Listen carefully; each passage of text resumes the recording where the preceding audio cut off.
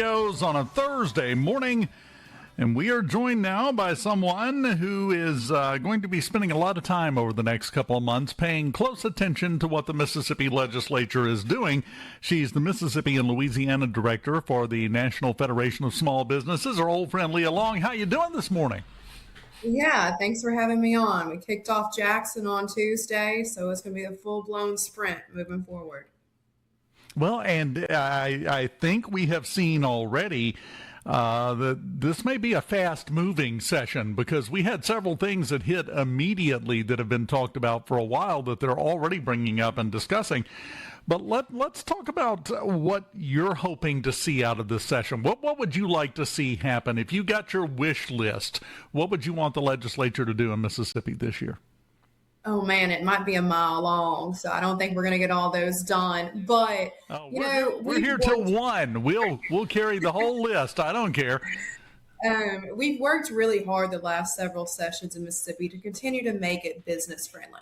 The idea of small business perspective is owning and operating your own business, keeping Mississippians back in Mississippi, making sure that they are able to thrive in their business. And one of those is we talk about all the time, labor quality. And so there's a big focus on workforce development. I actually started my bill review yesterday, and as you can see, bills get filed until the 19th. There's a ton of workforce development bills in there. And so I'm excited to see that. We've got to make sure that these people have the right skill set, that there's opportunity for them to gain skill set to be able to fill these jobs that these small business owners have. And I think that's going to be great moving forward.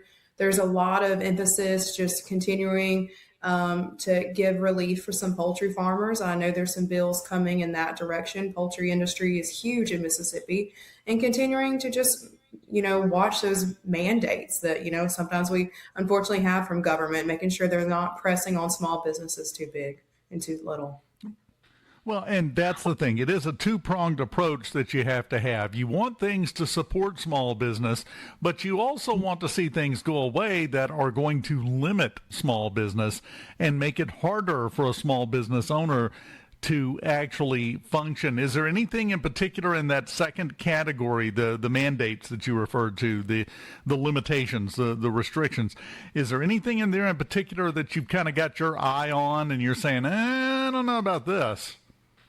It kind of just depends, when it comes down to insurance, health insurance, sometimes there's always, mandated what you may cover in health insurance premiums. And that, that adds to the cost of doing business. The idea is being able to offer a great compensation package to your employers, to your employees as a small business owner.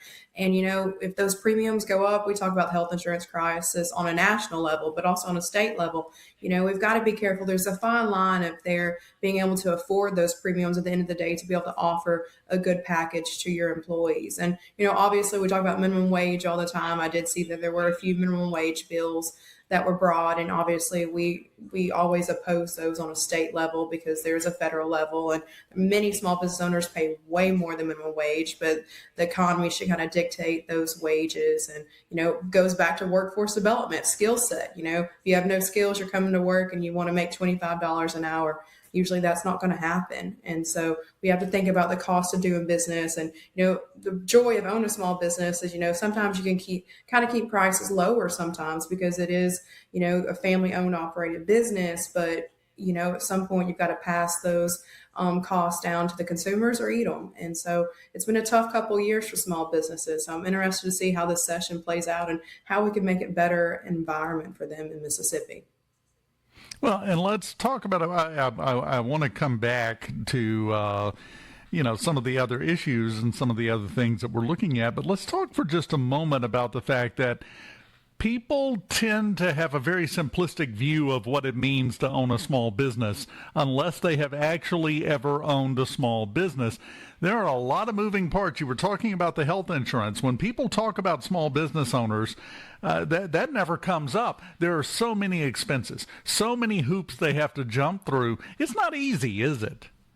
No, absolutely not. And you have to think about it, at the end of the day, that small business owner, it's their name on the line. They're the one making sure they've got to offer products to consumers. They've got to make sure they can, pay their employees and give them, it's, you're kind of supporting a whole family. I like that about the small business aspect. It is like a family aspect. You have someone at top and they've got to make sure the whole pyramid gets fed almost in a way. And so it is. And, they started to own a small business because they had a passion for something. A lot of those small businesses in rural America, rural Mississippi, if it wasn't for, your local pharmacist, your local hardware store, your local restaurants, you may have to drive 20, 30 minutes to get something that you may need. And people don't think about that all the time because they're the ones there keeping your community the same way it was 20 years ago, how it'll be in 20 more years if those family businesses stay intact. Well, and that's why they're so important, because that's the other thing. You and I have talked about this before. Small businesses are the foundation that communities and the entire economy are built on. If you take those out, if those go away, the whole thing falls over. That's just how important they are, isn't it? It is, absolutely. We say that small business is the backbone of economy, and we love when bigger economic things come into the state. Also, everyone thrives. But you think about some of those big businesses; they're supported by small businesses. Think about in the shipbuilding industry, whatever it may be. That those small businesses, independent contractors, go to work in the big business, and so it's one of those things when you think about different dynamics. You've got to have both, and the small business plays a huge role in the economic impact of Mississippi. And that's one of many reasons why we need to support it. The other part to me is a little more esoteric. It's the fact that it is the American dream. You have a dream. You have an idea. You have something you want to do. You should have the best possible opportunity to prove that you can do it without people constantly trying to trip you while you're running this very hard marathon race. And sometimes I feel like we edge too much into that second category, and the trippers are out in full force. That's what it feels like anyway, Leah. Absolutely, it does. And me coming from rural America, also, it's just like you saw small town people build their dreams, and they were successful for their families. And I think that's super important because small business, it could be one man in a truck, it could be a small business that has 400 employees, and they've done very well. And so it benefits every industry, and being able to let them continue to have that American dream is what makes it great, and being able to continue to, I guess, persuade people to own and operate their own business. And I think we learned the last several years that, there's pros and cons of everything, but there is more joy when you do talk to a small business owner, why they did that and why they continue to fight through the hard times. Well, and the mark of success in a lot of people's eyes for a small business is for them one day to become a big business, because it just runaway success. I have talked to a lot of small business owners in my life. I've talked to a lot who their small business became a big business. And almost universally, I have found that when I'm talking to someone who started a small business, they had that mom and pop. It was them and their spouse and their kids in the garage, and it turned into this monstrous business. If they had their druthers, they'd go back to those days in the garage when it was a small, more compact business, because the bigger it gets, the bigger the headaches get. And that's part of the dichotomy and the challenge of opening a small business. When you start really getting successful, well, you've got even more problems, and you probably pay a little closer attention to what's going on in the state legislature at that point too, don't you? Absolutely. I always like to say there's more state bills that can either hurt or make your business succeed. Some people talk about at the federal level. There's a lot of things that go on the federal level that can absolutely cripple your business or make it more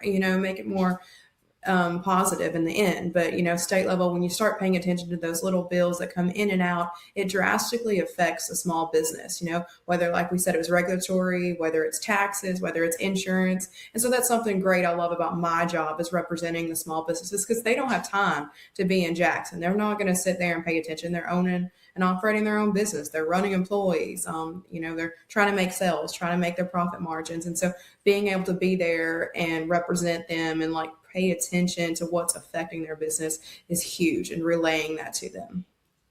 Well, and it is something that has to have attention paid to it, if for no other reason, to know what's coming.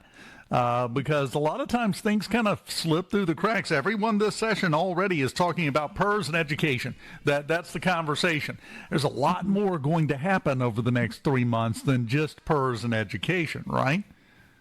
I mean, we talked about, I think Governor Reeves laid his ideas out. The Lieutenant Governor's done his, Speaker White's done his, but there's a ton more bills that fall into all the different categories. I think that's why we have 20 committees, because there's a ton of them to pay attention to. Can you stick around through the break? Yeah, absolutely. Fantastic. Leah Long with the National Federation of Small Businesses, the Mississippi and Louisiana head. She's got two hats she wears on that head. We'll continue talking to her. When we come back, I want to get into a bit more about workforce training, if you don't mind. We'll do that right after this in the Element Wealth Studios on middays here on SuperTalk Mississippi. Keep it here.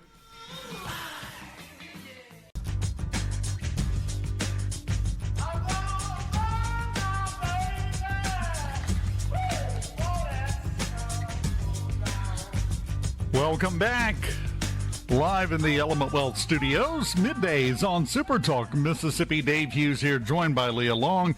And you mentioned it back at the beginning of the first segment, and I wanted to give it a little more time here, and that's the conversation around workforce development. As you said, there are some things that are coming up in the legislative session to enhance that, to boost that, if you will.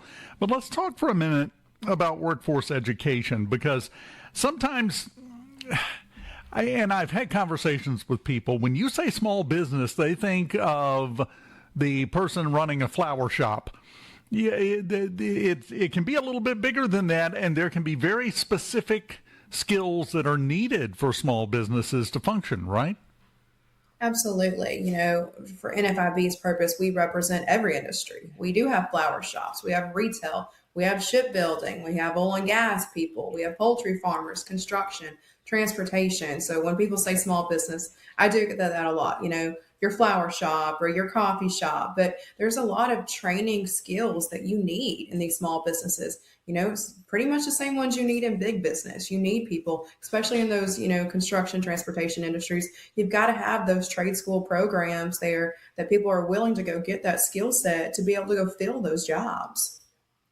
Well, and that's the thing that I think is missed on a lot of people. When you talk about going and getting the specific skill set for a specific job, a couple of things here. Number one, there aren't necessarily prerequisites for a lot of those. You walk in the door and go, "What's this?" And they go, "That's a wrench." And when you get done with it, you have a verified skill set that makes you employable in a specific position, and that is enormous. People think, well, I've never done that. I've never done this. That's almost immaterial in a lot of these cases, isn't it? Absolutely. You walk in and think, okay, but the idea is continuing to build your skill set. We talk about that with, compensation packages, continuing to move forward, living the American dream, being able to get a skill set and build on that. And we talk about that a lot, like I just said, in those different kind of trade school industries that you're needed. I know there was a lot of bills last year that were, partnered with trade school communities, colleges. And so I would love to see those continue to move forward as we promote our Mississippians to go get a skill set, because there are tons of jobs to be had by these small business owners. And so instead of, thinking always about big business, I'm sure you could go to your local mechanic shop, wherever you may live, and they're probably hiring. Yes. And the other thing, and I think I've mentioned this before, I am sitting here in our Pike County studio doing the show, which is located inside the Workforce Training Center on the campus of Southwest Mississippi Community College. I have some knowledge about this subject. There are industries that when they're firing up or where they have a gap, they will talk to the workforce training centers all over the state and say, hey, I need 20 people that can do this. They will put together a training program, and you have practically a guaranteed job if you sign up and you complete that program. It's not even a roll of the dice. It's just lying there waiting for you to pick it up and roll with it. And I think that's missed on a lot of people, Leah. It absolutely is. And, me being Louisiana and Mississippi, that's something I've seen done in Louisiana. They've partnered with the auto dealerships. Because there's people, we need mechanics, we need people servicing the auto industry. And so as we move forward in Mississippi, I would love to see different industries partner up with community colleges so they can service these small business owners that, whether you're a small mechanic shop or if you're a construction company, something like that, being able to service those small businesses. So when these people finish those skills, they can walk right on the job site. And that obviously creates a better economic development standpoint for small business, because small businesses sometimes don't have HR firms. They're not out there looking. They don't have people on staff, sitting there posting jobs all the time. More than likely they say, hey, I have 4 or 5 spots open. Sometimes they post on Indeed, but sometimes they take a while to respond. They're busy doing 8 million other things in their small business. And so being able to have those skilled workers available and ready, that's going to continue to grow Mississippi businesses. And that is so huge, but we have to continue to get the word out, and we have to make people aware that these opportunities exist, because this can literally be life-changing for some folks that are looking for work, haven't been able to find a job, don't know what to do, they're at the end of their rope. Well, guess what? That is an enormous light at the end of the tunnel, and for once, it's not an oncoming train. You have to be able to take advantage of that opportunity when it's there, and it is there. And the easiest way to take advantage of that is to contact your local workforce training center, wherever it may be, and talk to them about it. Walk it. Trust me, I see it all day, every day here. People walk in and go, I don't know what to do, but I got to find something to do. And they sit down and they do counseling and they figure it out and go, well, we've got somebody looking for, this kind of employee with this particular skill set. Does that sound good? We can get you trained up. And before you know it, small businesses are thriving. Employees are thriving, which means the community is thriving, because this is kind of the gas in the engine of society, getting people employed and getting small businesses with a full set of workers to do their work, their job. And it goes back to what we were talking about. Small business, as you put it, is the backbone of the economy. It all starts there, doesn't it? It does. It all starts there. And, continuing, we want people to thrive in their businesses. When small business owners have more capital because maybe they're doing well, they're fully employed, their business is thriving, they're going to invest back in that business, continue to expand, and also continue to pay their employees more, and contribute more into that community. And so that's something, when they're thriving, I think that, like you just said, the whole region is thriving, the state's thriving, and that's something we are continuing to do. We compete being in the South a lot. So now Mississippi, they have lowered their personal income tax. So now we saw Louisiana do that. We're always competing against Texas on jobs. We're competing against their income tax, all kinds of things. So we got to continue to make Mississippi more business friendly for not only the businesses, but also the employees. We've got to make sure that they have jobs, and also that there are employers seeking those job seekers. So I think that's super important to kind of keep in our minds as we move through the session. Well, and there is no such thing as a win that you get to just rest on. You did something good, we're done. No. Perfect example, what you were just talking about with the income tax. We took care of that last year and started the process to reduce and then eventually eliminate the state income tax in Mississippi. Georgia started that process yesterday. So it continues. The competition isn't resting, so we don't get to rest either, which is what makes every legislative session so important. Do you have any message before we run out of time here for the legislators in Mississippi, what you want to see them do? I would just like, them to continue to make it more business friendly for small business owners. They're what makes Mississippi great. And so I would love to see that passion that they've had the last couple of years in session move forward, because there's no silver bullet. We got to keep chipping away every session to continue to make Mississippi better. How do you get any downtime? I mean, I do when we're not in session, but Louisiana and Mississippi session, they are back to back. So when I think about workers' comp, taxes, insurance, I start, January 1st, June, my mind kind of takes a break. But it's good doing both states because they're similar, but also not similar. So you can kind of go back and forth and see, what one state's doing, what the other one isn't. And I love when people compete and I say, well, they're both my states, so I thrive to make them better. And I'm not even from either of the states. So that's what makes it a little bit funnier. You know what, though? We claim you. It's okay. Thank you. I wore Ole Miss red today. 2 of my best friends are diehard fans, so I'm going to support them. I'm a big LSU fan, but go Rebels. You're welcome, Tulane. Since you're a big LSU fan, you're welcome to them. Yes. Have fun, enjoy Yes. that. Absolutely. That's it's going to go well for you, I'm sure. I'm trying to be positive, Leah. But yeah, we welcome your support, and this is the kind of situation where everybody circles the wagons and says, you know what, we're pulling for the Rebels. We have to. Even a diehard LSU fan in a lovely red top is supporting the Rebels, so you can do it too. As long as an SEC team wins at the end of the day is all I care about. We got to make sure the SEC stands true and strong. That's right. Especially as long as it's a Mississippi team and not a Louisiana team. I don't mean to pit your two sides against each other, but I also don't care. I'm a homer. Always have been, always will. Leah Long with the National Federation of Small Businesses, the head of the Mississippi and Louisiana branches of that organization. We'll check back with you a little bit further in the session, and hopefully you'll be all bubbly and excited because it's been going so well, or you'll be exasperated and we'll have a counseling session. Whichever way it goes, we'll do that a little bit later on, okay? Fantastic. We're taking a break. We continue on your Thursday morning in the Element Wealth Studios on middays right after this. Keep it here.